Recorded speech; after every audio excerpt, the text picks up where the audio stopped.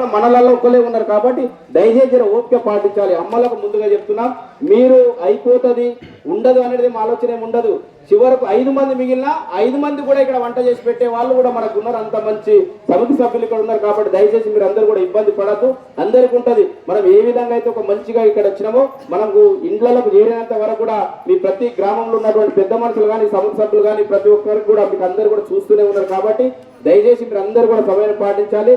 మరి ఇప్పుడు మనకు ముందుగా మనకు సేవ చేస్తూ నారాయణఖేడ్ నుంచి కూడా మనకు పాదయాత్ర ఎంబడొచ్చినటువంటి వాలంటీర్స్ కు ముందుగా మనం వారికి అభినందిస్తూ వారికి ఒక చిరు సన్మానం. ఎందుకంటే వీళ్ళకు మనం ప్రోత్సహించాలి. ఈ మధ్యలో యువకులందరూ కూడా ఒక సేవా ధార్మికంలో పక్క జరుగుతూ విచ్చలవిడి వ్యసనాలకు అలవాటు అయితే కూడా మరి గురువారి చెంతకు వచ్చిన తర్వాత వారి యొక్క సేవ చాలా అమోఘమైనది. కాబట్టి ఈ మన సేగావ్ సంస్థ నుంచి కూడా కరణ్ గజేంద్ర భారతి మహారాజ్ గురువారి ఆధ్వర్యంలో వరకు చిన్నగా చిరు సత్కారం చేస్తాం.